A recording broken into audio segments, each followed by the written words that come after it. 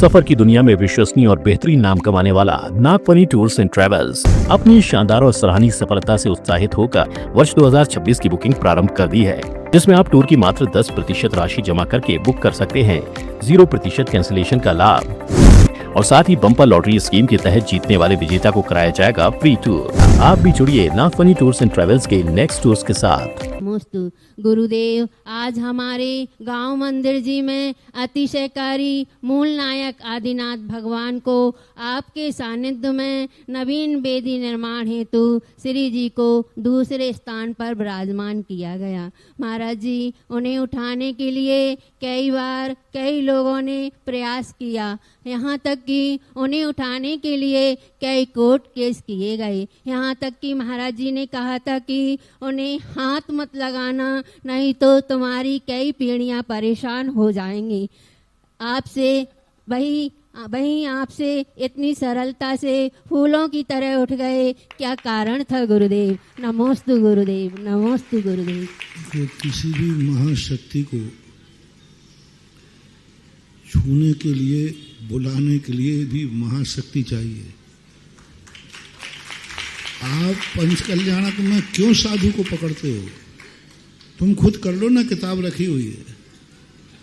तो जो महान शक्ति को बुलाना है तो उनका निमंत्रण देने वाला भी कुछ महान हो, तब तो बात बनेगी। इसलिए मैं ग्रस्त वगैरह जब इस कार्य को करते मैं मना कर देता हूँ कि मूल नायक वगैरह को हटाने का प्रयास मत करना। मेरे पास अशोकनगर वाले पहले भी गए, मैंने कही नहीं, बिल्कुल भी व्यवस्था मत करना। जब तक कोई साधु आदि जिम्मेवारी ना ले, रिस्क लेना पड़ती है, इसके साइड इफेक्ट होते हैं, इस पर कोई भी अटैक हो सकता है। मूल नायक को खिसकाना कोई हंसी मजाक मत समझो। उस मंदिर का सारा अधिष्ठान उसी पे आधारित होता है। जो उनके शासन यज्ञ आदि होते हैं वे भी उसी से संबंधित होते हैं, और उन सब के लिए बहुत बड़ा रूप रहता है उसका। उसके हटाने की विधि होती है, साधना होती है, और उसकी रिस्क मेंटेन करना पड़ता है। और रिस्क वही उठा सकता है जिसको इसको मालूम है कि इसका साइड इफेक्ट क्या है। वो साइड इफेक्ट को, जैसे कोरोना हुआ था ना, तो डॉक्टरों को पहले ही कह दिया तुम वैक्सीन लगा लो। सबसे पहले वैक्सीन किनको लगी थी?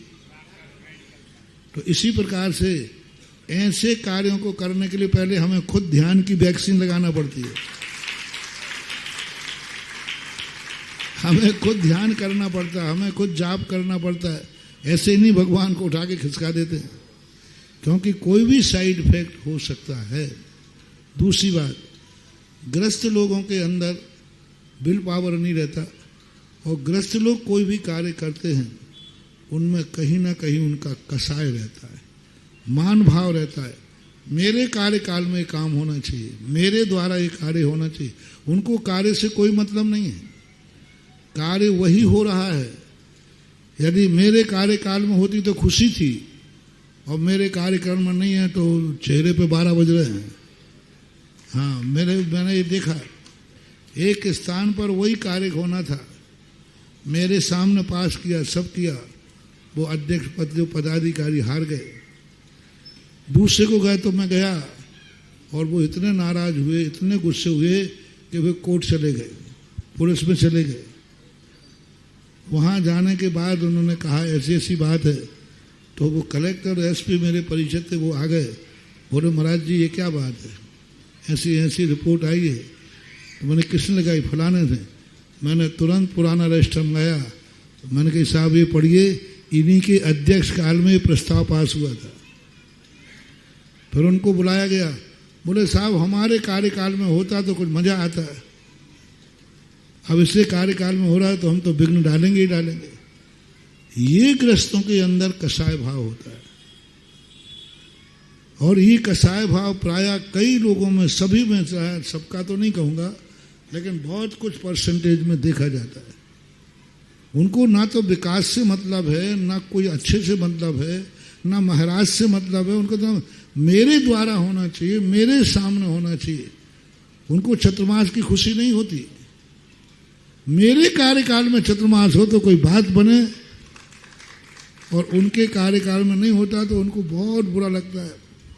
ऐसे लोग धर्मात्मा नहीं कहलाते, ये धर्म की आड़ में अपनी रोटियां सेंकते हैं, ख्याति पूजा लाभ करते हैं। और ऐसी स्थिति में वो यदि ये कार्य करेंगे तो उनकी जिंदगी के लिए खतरा हो सकता है, नुकसान हो सकता है, क्योंकि उनको मतलब ही नहीं है। उनको तो खुशी इस बात की नहीं कि कार्य हो रहा है, अब उनको ये खुशी नहीं है कि वही स्थिति के गांव मंदिर हो चाहे ये मंदिर हो, अरे पूरा हमारे कार्यकाल। अब खुशी नहीं है कि अब मंदिर का पंचाणक हो रहा है या मंदिर का कार्य हो रहा है, क्यों नहीं हो पाता? तो ये स्थितियां बन जाती हैं। इसलिए ग्रस्त पहले तो 92-92 में जब केस 7 साल से केस चल रहा था, यानी यूं मानो 7 साल, 52 के पहले 7 साल कौन सा हो गया, 85 से केस चल रहा था। उस समय भी यही आफत थी, उस समय भी आदिनाथ मेरे ही से माने थे, कोई हाथ लगा ही नहीं सकता था। फिर मैंने उनको कहा भगवान, अब चुपचाप मैंने जैसे उनके कान में कहा भगवान क्या मामला है, बोले कुछ मैंने उठा, और यूं 4 लोगों ने उठाया और यूं दूसरा कमल लगाया और भगवान उच्चासन पर विराजमान हो गए। आज मैं वही देख रहा था। तो स्थितियों में, दान में, धर्म में लोग कसाय भाव रख लेते हैं। उनके मन में ये नहीं आता कि काम हो रहा है, आनंद करो, चाहे मैं करूं चाहे कोई करे। ये जब होता है, इसलिए तो लोग, तुम लोग इतना धर्म करते हो, कमेटियां इतना मेहनत करती हैं, लेकिन को पुण्य कम लगता है क्योंकि उनको कोई मतलब नहीं है। जैसे मैंने एक बार कहा था ना कि एक व्यक्ति बिल्कुल, मैं जब वहां गया सुबह 5 बजे 24 घंटे मेरे साथ रहता था और एकदम बीच में 2 महीने के बाद गायब हो गया। तो मैंने समझा कोई अनहोनी हो गई होगी, कोई घटना। तो 2-3 दिन तो मैंने पूछा नहीं, मैंने भैया उनका क्या, महाराज आपको मालूम नहीं है अब चुनाव में दूसरी पार्टी आ गई, यानी वो चुनाव से हट गए तो महाराज के पास से हट गए। अब उन्हें महाराज से कोई लेना देना नहीं है, अध्यक्ष से तो महाराज से लेना देना था और अध्यक्ष नहीं है तो महाराज से। ऐसे लोग धर्मात्मा नहीं कहलाते। ऐसे लोग धर्म के तवे पर अपनी रोटियां सेंकते हैं तो इनकी रोटियां सिकती नहीं है, इनकी रोटियां जल जाती हैं और कोई पुण्य नहीं कर पाता। अरे भाई, पद में रहो या नहीं रहो, महाराज तो महाराज हैं, उसे क्या लेना देना। बल्कि आगे कहते महाराज जी कोई बात नहीं, अध्यक्ष था मैं हार गया, फिर भी आप मेरे महाराज हैं, फिर भी हम सेवा में रहेंगे। ये बहुत कम देखा जाता है। प्राय हम सारे भारत में सभी जगह ये देखते हैं, ये सबसे बड़ा दुर्गुण ये पाया जा रहा है। और इस दुर्गुण के कारण से इतना सब कुछ करते हुए भी तुम्हें वो पुण्य नहीं मिलता जो तुम्हारे लिए मिलना चाहिए। जितनी तुम मेहनत करते हो वो मेहनताना तुम्हें नहीं मिलता। इस बात का दुख मुझे भी होता है।